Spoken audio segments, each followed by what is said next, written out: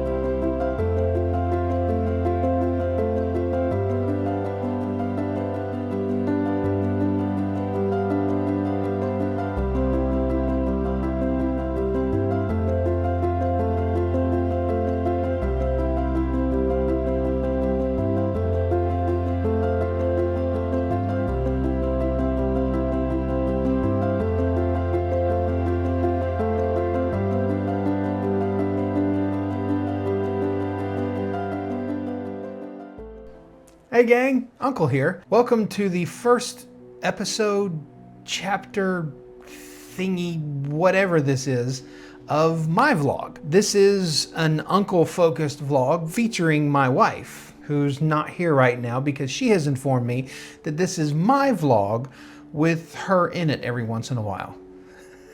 So that means you people are really blessed. You get to see my precious bride in her vlog, in other content like Uncle Tries Something New, and occasionally in my vlog, all for the low price of your likes, your subscription, your kind comments, communicating with us through all the other videos, including this one. You can't beat that deal. When I started putting together this vlog, I went through a couple of iterations. I filmed some stuff, and not a whole lot of it was working.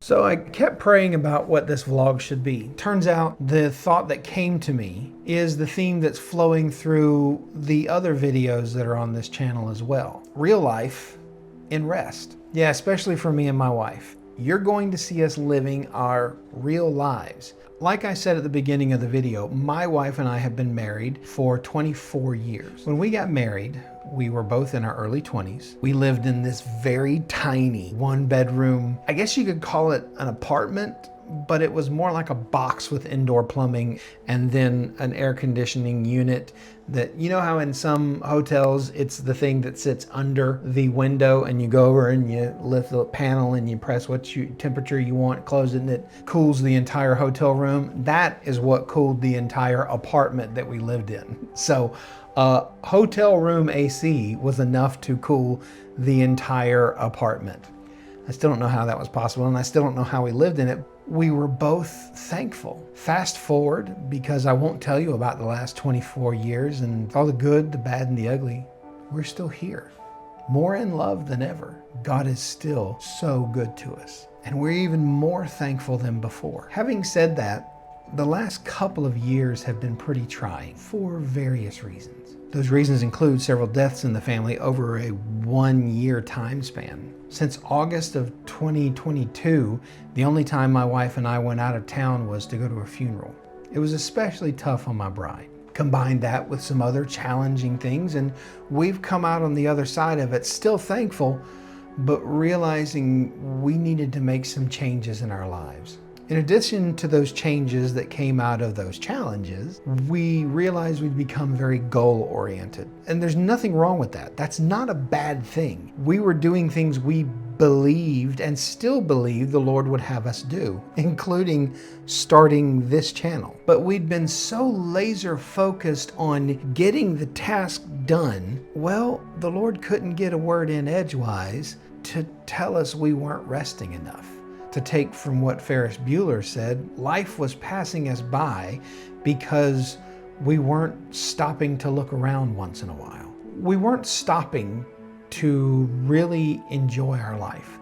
We were waiting to do the things we enjoyed, or we were waiting to do things that would bring us rest, or we were waiting to reach out for the things He wanted us to reach out for once these tasks were completed, once this was no longer an issue, or once that was fixed, or once this was just right, and once everything stopped happening, we were going to do XYZ. And here's the thing, folks. That will never happen, ever. There will always be something. I don't mean that as a downer. There will always be something to do.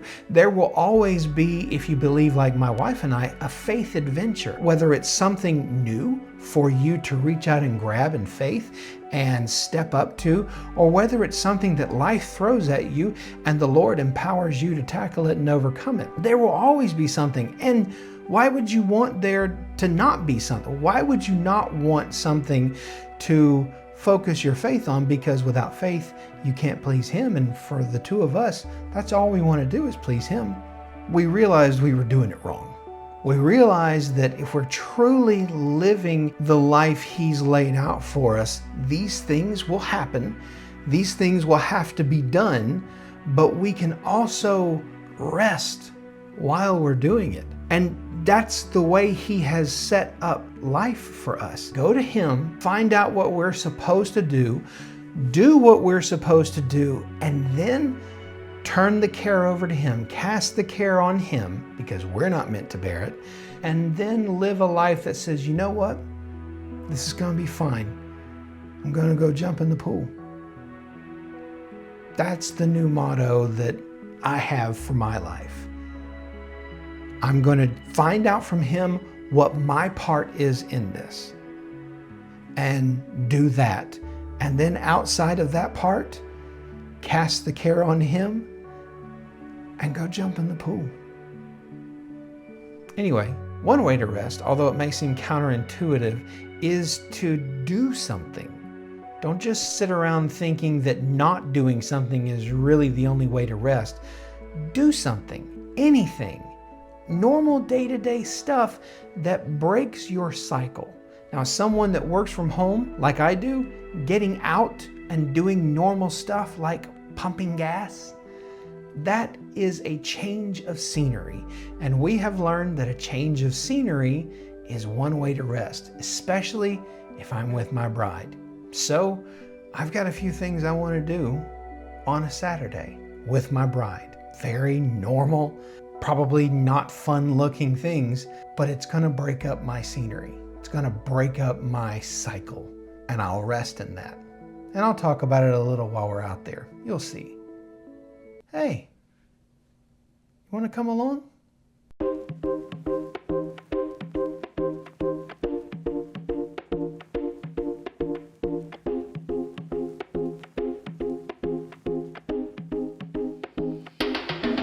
So it's Saturday.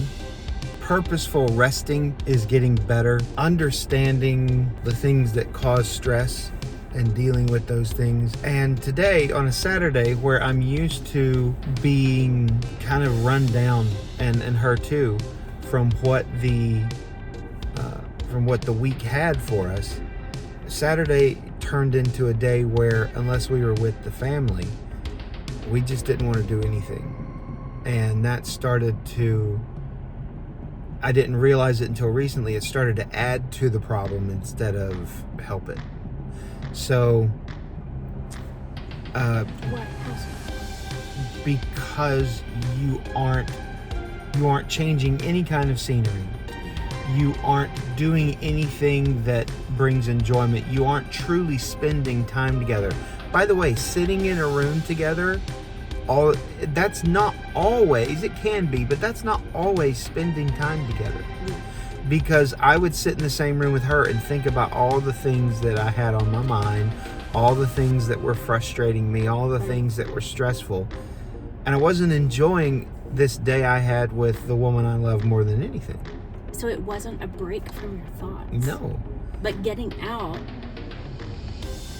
kind of forces you, if you'll allow it. Yeah, and what Saturday had become was a panicked stranglehold of a day where I didn't have to do the things that stressed me out. and I didn't have to deal with the things or the situations or the people that were bringing me irritation. And I realized I was really just holding on to, I'm freezing this moment in time and none of you can get to me, but everybody was living everything. Not everybody. People aren't the problem. It's how we process things that are the problem. But we were having a slower morning, and she was talking about something she was interested in, and it just came up in my heart, well, go out and go look for that. And that's completely outside of what I've been doing with my Saturdays for the last couple of years. We have a great pool and a great lanai, and I was so frozen in frustration that I wouldn't even go out to my backyard and swim in the pool that the Lord gave me. So today we have some things to do this evening with the family for the business and for this channel. And so that's something to do. I don't feel like I'm going into that mentally exhausted. And I think part of that is the choice to get out, see something different, even if it's something you've seen before. You don't have to see something new every time to have a change of scenery.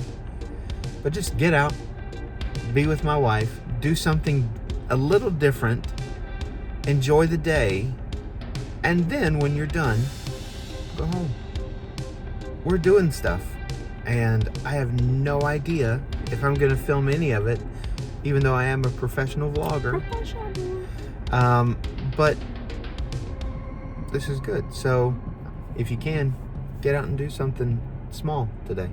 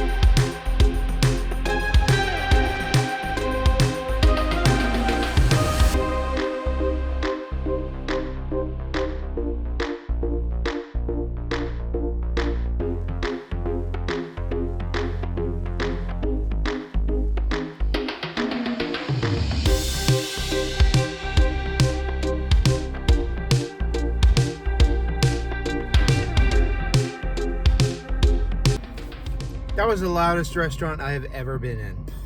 Ever. Oh my Can gosh. we just sit in silence for a second? Professional vloggers going silent. Bye, everybody.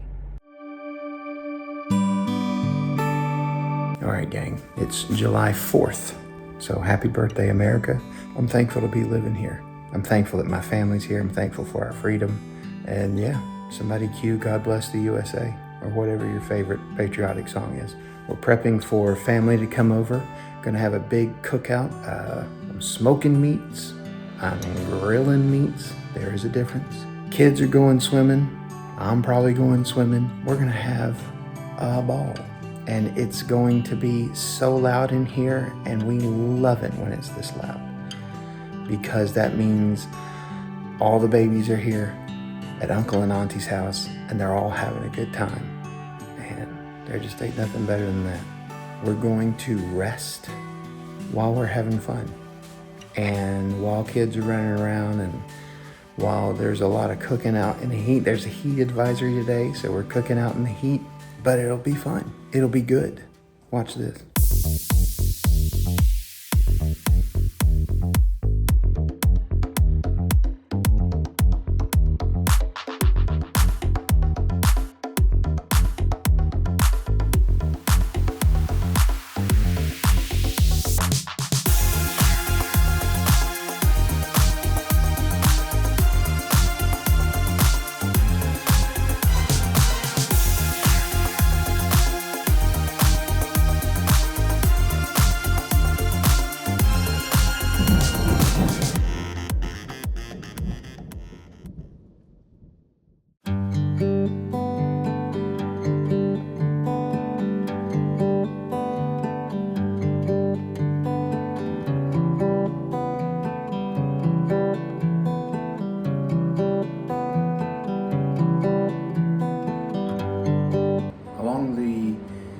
topic of stress, how to deal with stress, how to properly deal with stressful emotions, what to do, how to not just recover from a stressful situation you've just been through, being in it. This is real life, and real life can be good even when tough things are going on. Now, for me and Paula, we believe what we believe. We believe in Jesus. We believe God is good, and we believe that even in bad things, He's on our side. He's for us. And He has gotten us through everything. The last 24 years that we've been married, we have been through intense things, tough things, health crises, relationship crises, marital crisis, pretty intense. But He has helped us through everything. And He's helped us through everything that we've gone through with this house. He's the one, we believe, that led us to get this house. And it has been a blessing to us. It's been a blessing to other families. But it's also had its share of problems from day one. We had intense roof leaks during the first year that we lived here. But we've also had issues with vents sweating upstairs. I've tried to take care of that. We had a company come out last year that dealt with mold in the HVAC. We had that treated. We had the whole house fogged for that, and it was not a small amount of money. And part of what they did was they worked on the duct system to keep the vents from sweating,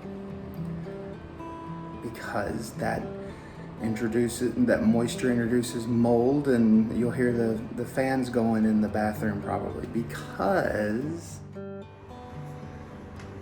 we've got this,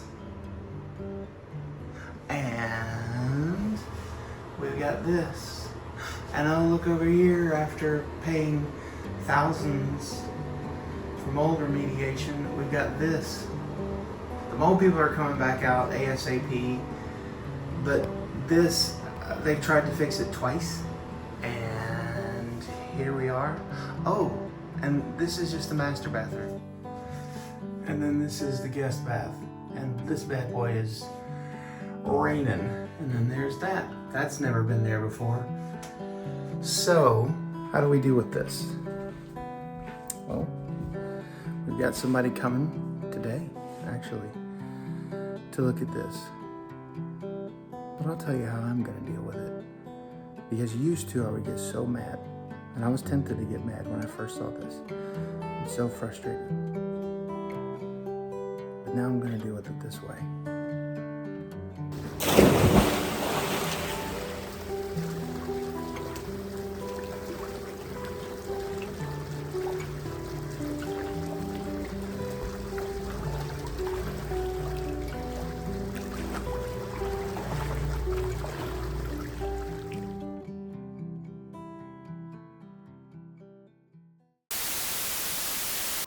Please like and subscribe in 10 minutes.